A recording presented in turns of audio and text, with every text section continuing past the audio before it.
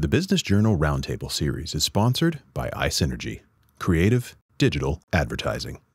What percentage of, guess or estimate, of small businesses in our community, the Mahoning and Shenango Valleys, have sufficient cybersecurity insurance? Do they have it at all? 20%. 20%. 20% at the most.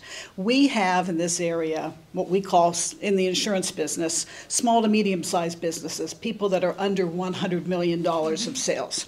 And that's my concentration. I can tell you from statistics that I have seen that the worst are the professionals, the architects, the engineers, the accountants, the attorneys. 50% at the most have coverage, standalone coverage. It's difficult to sell the coverage. Obviously, we're competing with money from these gentlemen, and their money should come first, to be very honest with you. I tell the clients, you need to secure your assets before you're insuring them. Get it secure, then it's going to cost you less for me to insure it. And they'll tell you how difficult that is to get people to do what you ask them to do. Now, the pricing running, I'm going to say $1,500 a million for liability for a small business for a standalone policy, and maybe $2,500 for $2 million.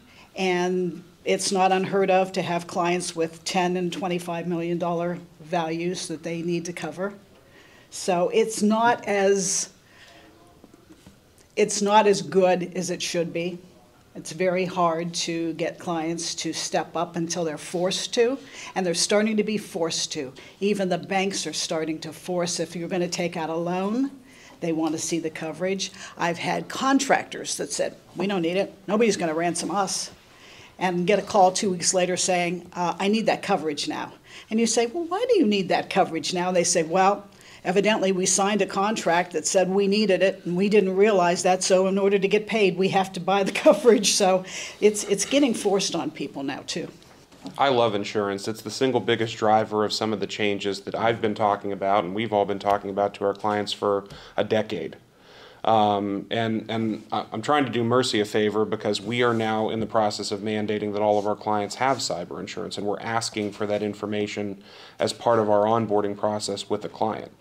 And we're going back to all of our clients that we've had for, however long they've been a client, and we're saying, do you have coverage? And we kind of it's a two-pronged approach for us. It's, do you have this coverage? It's important, but also we need to know who to call in the event that we detect something on a Saturday night or whatever. We don't want to scramble to find that information in the middle of the heat of the moment. So I think it's going to play a larger role than it possibly already is, and I think it's the single biggest driver of some of the changes that we're looking for as IT companies, so I'm all on board.